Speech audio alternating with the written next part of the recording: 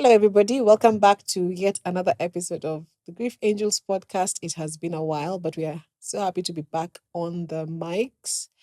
My name is Rose Gichure, certified grief and loss specialist. I'm so glad that you're here to join us. We're having an interesting conversation today, which is a little bit different from the norm. So, for this comeback season, where we have, yes, been MIA a little bit and getting back into podcasting and stuff, I'm going to take a back seat first and have our resident social media manager, community manager, everything that she is, she's going to introduce herself, tell us, ask me questions so that I guess our audience gets to know who I am.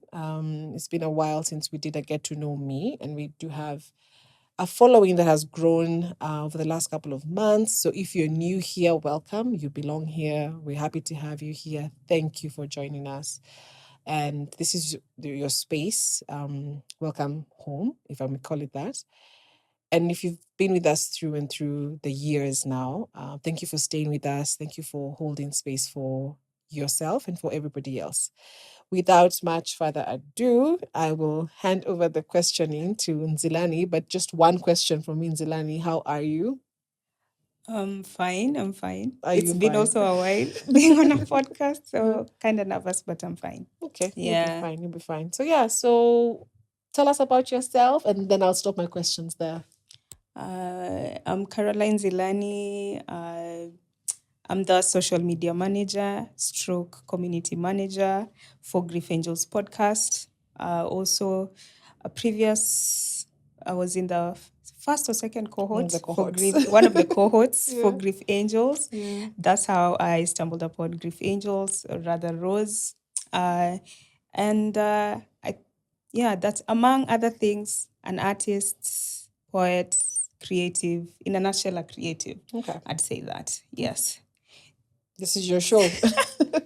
Well, many people have been asking where you have been, because I have been the one responding to DMs, Yeah. the one responding to rather handling the community on the WhatsApp. Yeah. So maybe we can kick off with tell us where you have Umekuwa been. wapi? Watu wanaulizia hata the cohorts are no longer, Yeah. they Yeah. have been on a standstill. Yeah. So Yeah. let's start from there. Where Okay. have you been? First, thank you very much for holding down the fort. I would say that. I know it hasn't been easy, but you've done a good job. So go you. You're about to become certified at this point. But yes, I have been MIA. I've been away for almost a year now. Away being that, yes, I will step into the page and the community every so often to respond.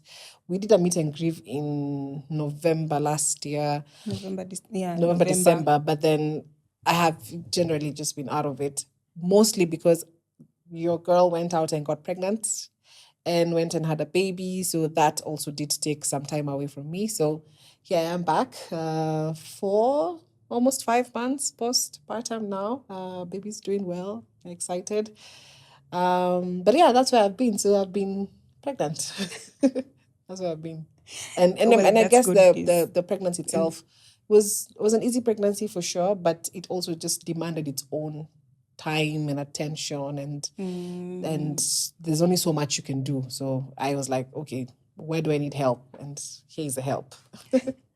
Well, I'm glad I was able to step in and just help. Yeah. First, congratulations. Thank you. Yes, congratulations. Yes. Maybe I'll just jump straight into one of the questions. Is who are you before grief became your work? Who are you before grief became your work? And what did people know you as? I guess before grief, I was just a girl trying to survive like everybody else. And I don't even know if there's a before grief, because I feel like it has been such a huge part of my story in my life that there's no before. I think before grief for me then would have to be before my dad died, and that's what, 2002 or prior to 2002. So then I was just a girl, literally just growing up as a teenager. But before my grief work, and I also didn't know I would end up in grief work per se. I didn't go to school, to the university for grief work, that's for sure. But I was I am also a HR professional, so that has been my body of work for the longest. So people knew me as Rose, the HR professional, Rose, the mom, 'cause I do have a 12-year-old daughter, the friend, cousin, spontaneous, ambitious girl, let's go, let's go, let's go, very extroverted. That's who I was before grief, I would say. For the new followers, I know maybe the other followers will know the people you have lost. Yeah. Maybe you would want also to mention the people Okay. you have So lost yes, I as well. always thank you for asking. I always want to talk about them, and I know as grievers we don't really get chances to talk about the people we've lost. But yeah, seated here having lost both parents, mom and dad, dad in 2002, mom in 2015, and also lost two brothers. Again, different times. I lost my one brother in 2011 to cancer, and my other brother just recently in 2023. So yeah, so I do carry a ton of grief, and it kind of cements why I went into this line of work. Yeah. I'm so sorry Nope. for Don't be your sorry. loss. What did grief look like in your family growing up? Was it spoken about, or was it silenced? Was it shoved in a corner? Okay. How did that look like for That's you? interesting. Actually, I've never thought about that kind of a question. But I'd say before my dad died, and this is back now before 2002. So then we go to funerals. I think I'd lost a grandmother, maybe a cousin, maybe an uncle. But I was young, yeah. So we go to funerals, I see people, we go back home, that's it. Nobody talks about it. And then my dad died.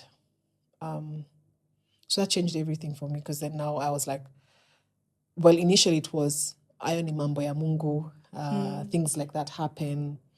When that mambo ya Mungu comes to your doorstep and now it's in your house and you're like, wait a minute, why are we the ones now people are visiting? We used to visit people when they've lost their people, but now people are being visited.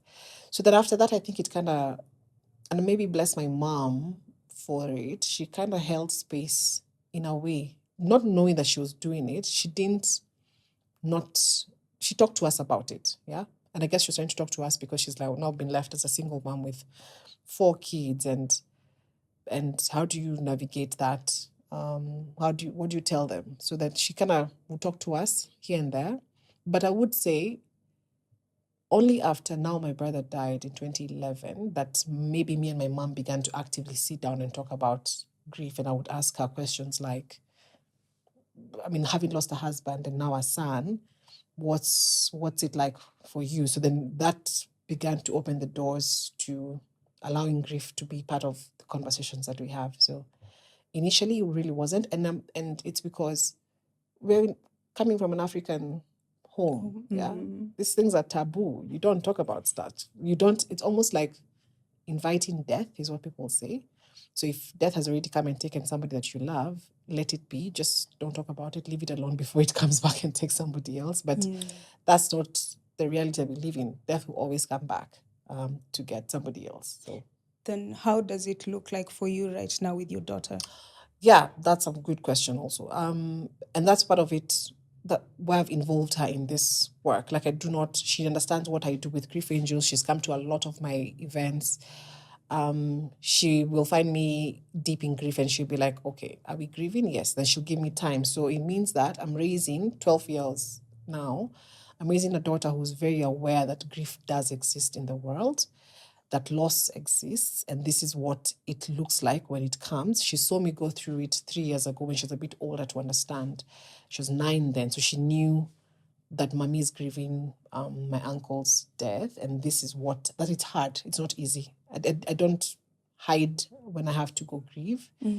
I want her to grow up knowing that this is what it looks like. It's messy and it's ugly, and she will go through it herself.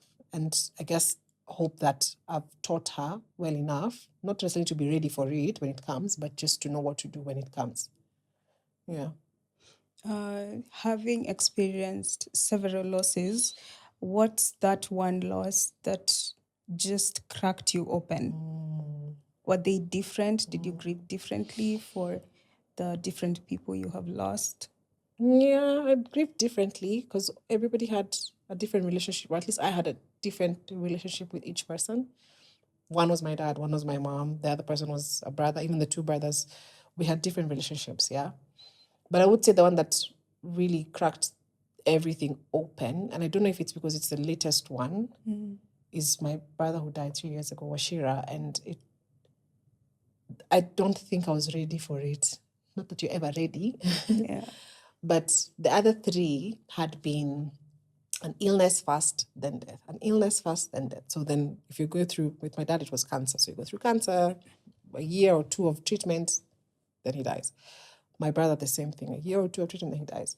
My mom, the same thing, yeah. Hers was not cancer, hers was kidney failure. But you see, there was time. It wasn't to prepare us that they're going to die. It was not to prepare me, but it was just to give me that anticipation of hope that they're going to get better, but also they might not get better. But with my brother who died 3 years ago, it was very sudden. There was no illness. It was just one day he's here, the next day he's not here. And so that for me, my mind couldn't understand how and why. So that is the one I'd say that I really, really struggled with. Also, I thought that since having gone through the other ones, that then you kind of know what to do. Yeah, what to expect. But then I was like, you don't know anything. Like, man, it was a very dark time, the beginning of 2023. I'd say the first maybe 6 months. Yeah, that one really unraveled me. Yeah. What's one thing you miss about them in the ordinary days? You're driving the car and you're like, I miss this.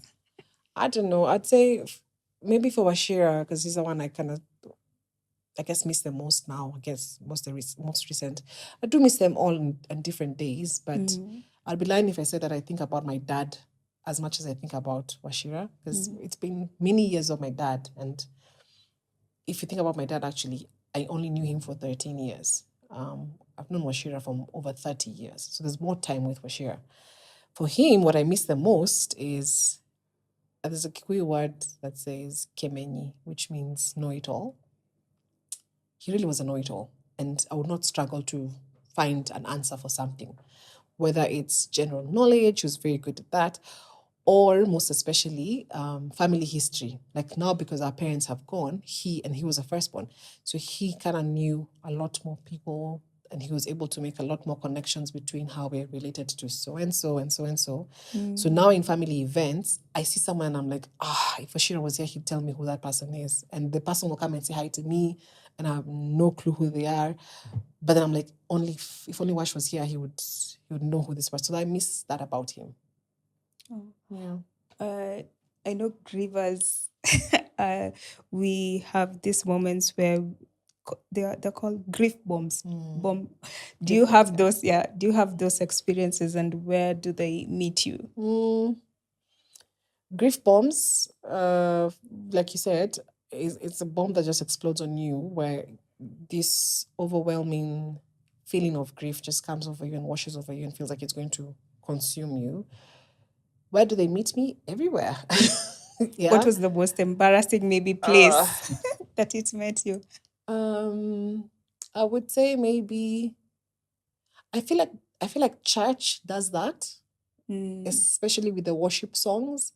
So the worship songs just sink you into this pit of crying and crying. I'm like, and I'm sure people around me are wondering, the song is nice and everything, but why are you crying? It's how, yeah. So for me, church does that for me. I think maybe in a parking lot somewhere, I'm sure I have sat in my car and just cried and cried and cried. I'm like, okay, I'm trying to go into whatever, but I saw someone who looks like them, or I don't know, supermarkets, not so much. Maybe, but yeah, for Washir actually, I remembered that the one song that I remember and I hear it anywhere and it drives me insane is a song by, I guess he's called Ruben Kigame. He's a blind guy who sings Enda Nasi. I'll link there, whatever. But I That's love someone. that song, yeah. So every time he loved that song also. So every time that song comes on, I'm like, oh, there goes Washira's song. Yeah. In the workplace? Workplace would be maybe in the early days, where somebody would say something, or somebody would say, the other day my brother did this, or somebody would say something like, oh, I'm gonna kill my brother. He did this, and I'm like, what do I say? What do I say? Yeah, so those ones would get me. What do you wish someone had said to you in the early days of your grief? That I will pull through, and that it will not consume me. It felt like that, and it feels like that in the early days. It's now for everybody who's listening. I wish somebody had told me that it might not feel like it right now, but you will pull through. And that's what I tell people. Because in that moment of feeling overwhelmed and I just can't do this, that's where things could go really, really wrong. And all I want is I just want my person back, or I just want them to come or me to join them. You get? So I wish somebody had told me, you will be not fine, but you will pull through. Yeah. And maybe in the same line of that question then would be, what did you learn about yourself? What did I learn about myself? I think grief has taught me so many things through and through. Some nice, some not so nice. That's one of the things that grief has enabled to come to the forefront, is that it's okay to be envious. Yeah. And a lot of time I would sit with guilt of, I am envious of this person when I see them in a mall, for example, with their mom or their dad. Or I'm envious of my friends who have maybe their family members together, and that I'd feel guilty for feeling that envy. Yeah. Like I'm jealous of anybody who has their mom, yeah, or their dad. Yeah. That's not a bad thing. So then it took a minute to understand that it's a feeling like any other. The same way we go through guilt, the same way we go through anger. It's then, what do I do with the envy that I have? I mean, I'm not going to do anything. And I'm not saying I'm envious of my friend who has their mom and I pray bad things on. No, I don't want that, obviously, because then I would not want anyone to go through the unimaginable pain of losing a mom.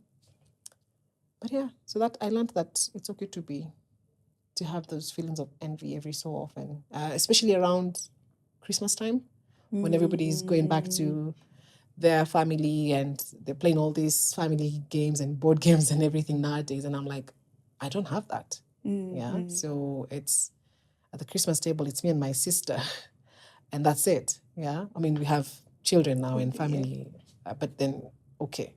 It's not the same. It's not, there's no grandparents coming to say things, or there's no, it's not the same. Yeah. What my train of thoughts. Always take your time. Is there something that you haven't fully grieved? Maybe you've shoved it somewhere at the corner. At the corner of do not touch. Don't touch this. Yeah, and I'd rather we don't touch it, even now, because I'm like, why are we touching it? Let's not open up Pandora box. That one, but we bring a couple of there's tissues always here. those ones. There's always those ones for sure. And I think also with Washira, there's a I can talk about him, but there's a door I don't want to open forever. Yeah, and there's something there that even I'm afraid of going down that road, because, and it's those things when we do the cohorts, we go through the exercise of, I wish I didn't, or I wish I had, or if only, or I should have, I shouldn't have. It's that guilt bit of, if I could go back, I would change some things. Yeah, some things that maybe were said that should have been said, some things that we should have done but we never did. So yeah, that for me is a do not touch box, and I don't think I'm ready to go. Even now, 3 years later, there's a lot of self-compassion that still hasn't come through for me, that I'm not allowing myself. Yeah. Maybe now we can dive into why you created even the Grief Angels podcast, the page that we have. When did you realize your personal grief was pointing somewhere now professionally? Good question. I mean, like I've said, I've lost multiple people, and I guess it gets to a place where you're like, I have all these things to share. But I always knew I would be a teacher somewhere growing up. I'm not a Whatever, it's teacher. it's a surprise. Actually, I always knew I was going to be a teacher, a trainer. I Oh, am a trainer wow. now within the HR world. Yeah. But then after my mom died in 2015, I was looking for an outlet. And I think I've said this before. So I began to write on WordPress to just express what I'm feeling.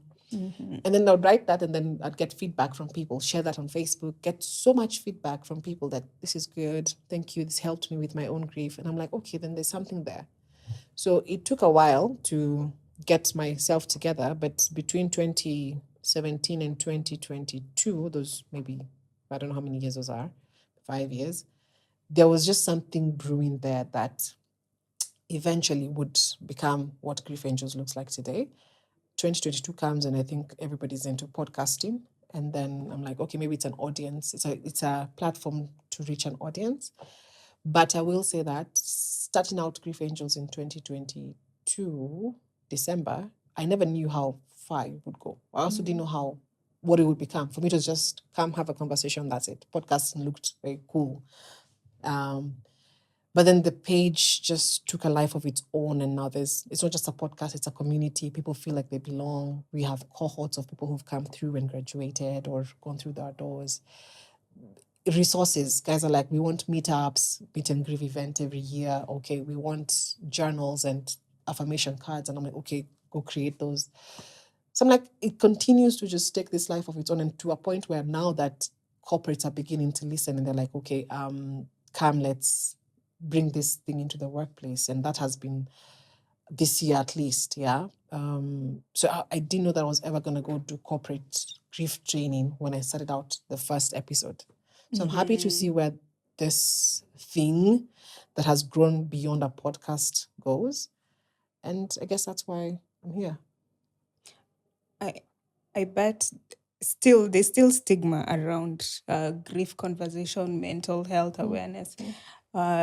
Especially back then, probably when you were starting. Did anyone try to convince you out of this grief work? Yes.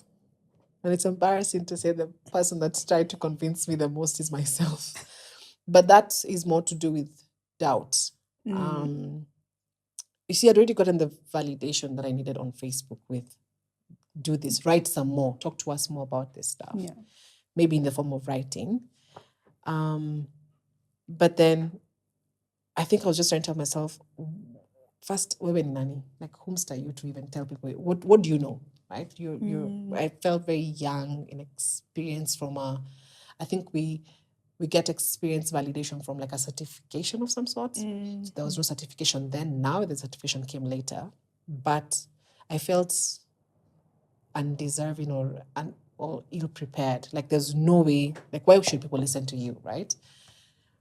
But then I just ignored that. I mean, I listened to it for 5 years. That's why there was nothing happening between 2017 and 2022. But in 2022, I was like, no, just do it. Just go. Yeah, what's the worst that could happen? And what about now, the support that you got, apart from the validation that you're getting online? In your circle, within your family, the members, did you find or did you get support? 100%. My sister, I guess, biggest supporter, was doing what you're doing today for Grief Angels when we first started. My friends Rita and Titi, they're the first people I told I want to do this. They're like, yeah, go. Rita was the first podcast guest. So they've been very, very supportive, and they were quick to quieten that voice of you can't do it. And I was able to just find my footing with the podcast and the community. Also, in this line of work, I know you've met a lot of people going through grief.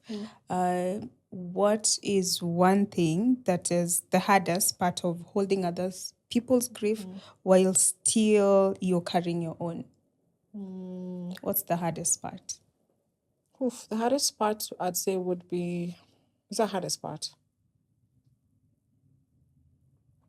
I think the hardest part would be me learning how to put my own grief first to the side and Mhm. allowing this person's story to take center stage, because it's very easy to come at you and say, even me, this has happened, even me. And then when I do that, even me, which in our language we call grief hijacking, I hijack your grief and now it becomes about me. And I've lost mom and dad and I've lost da da da da. And not trying to play a monopoly on who's grieving more, who's lost more, because whether you've lost one person or 10, the loss is the loss. So the thing I've learned how to do, the hardest part has been to just step outside of Rose, the person grieving, into Rose, the counselor, the therapist. Just be here. You can tie the stories together, but my story can't take center stage. Yeah. And that's why for a very long time I would not share my story, because the minute I share my story, then you begin to feel very sorry for me and almost forget your story. But that's not why we're here. We're here because of you. Yeah. So have you seen yourself through other clients' story, and what has that done for you? Seeing Or myself what did you do with that? Seeing yourself in in the other, stories. in other No, 100%, stories. because I'm able to see where they are in their journey and relate that to where I was maybe at a certain time. So for example, if I see somebody maybe in the acute stage of grief, where it's those early days, first 6 to 8 weeks, the stuff that you come at me and tell me when you're coming to me for coaching and help, of course I'll see myself and I'll see where I was, and it's easy to know that this person is headed in one of two ways. They could go this way and it's they'll be okay, or it could go this way and we'll have problems. So yeah. What Easy. a few more questions tunataka kukujua leo, at least for the ones maybe hii ni kama refresher course and also for new followers, because we have quite a lot of new followers. What has this work healed in you, and what has it reopened? Pass. Okay, we will okay, let me attempt. Healed in me would be, I don't think it has healed. I don't think there's healing. There's no healing. There's no healing. Yeah, that's not even the right word for it. But the thing that this work has done is make my own grief a bit lighter or easier to carry. Yeah. The fulfillment I get from this work makes my own grief not worth it, or my own pain not necessarily worth it, but just more, just lighter to carry. It's not as heavy as it was in the beginning. And every time I go home and I feel like I've helped somebody, that does something to me. That brings me joy. I know you were just coming back. What did you feel like not doing this, because you have been just away for I really missed being I missed being in the grief space. Like I just missed having support groups and facilitating training. I just missed all that. I missed being, and I was like, I need to get back into it. So I really missed connecting with people in that sense. And now that you're back, what are you most nervous about? Nervous. Anything? Or excited even? Actually, it's both. Excited. It's excited and nervous, because then I think the time away has allowed me a lot of reflection time in terms of, is the page just a page on Instagram? Is it just a community on WhatsApp? And is that it? So being away has allowed me time to think and reflect on where I want this thing to go and how big it can get. And I'm like, the nervousness is coming from how big the goals are for me now, and being serious about what are the goals for 2026, for example. I never came into this with the goal for this is to get to, there was no goals, it's just vibes, let's go.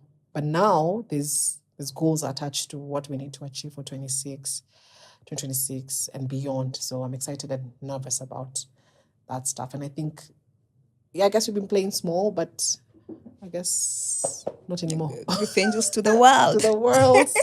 Incoming. We are wrapping up now. So what is it about this episode that you would want people to take away from, even if it is about you, if it is about Grief Angels? What is that? Maybe we can say even parting shot right now. Okay. Well, parting shots. Yeah. Okay. I think I would want people to know that that your grief has a space within our community. Bring your grief to us. We will hold it for you and we'll show you how to navigate it. And you're not alone. I think for me, Grief Angels set out to do 3 things maybe. To give you a community, and I keep saying that, to give you a connection with other people who are grieving, and maybe to help you just find your footing, like on your own. Like you will pull through this difficult season of your life that you're in, and it might not feel that way right now because of how overwhelming it can get. But what we give you is then another person who feels exactly that and helps hold your hand and give you a shoulder to kind of hold my grief as I hold yours and feel less alone. So that's my part in short. You are not alone. You're not alone. There's a Liverpool thing I think Liverpool has a slogan like that. Yes, guys, in the Liverpool, does anybody know? Nobody knows. No one knew Liverpool. Okay. I think you shall not walk alone, something like that. But yeah, insert Liverpool slogan, something, yeah. Okay, then that's a wrap. Oh, thank you very much, Nsilani. Go you. Good job on that. Maybe we should have you visit a lot more. But I feel if anyone doesn't know you with this episode, they will get to know who you are, what you're all about, and what also Grief Angels is about. So thank you for having me. Thank you. I'm excited for what Grief Angels is gonna look like. Stay tuned, subscribe to Spotify and YouTube, like everything. Thank you for having stayed with us through and through, and we'll see you in the next episode.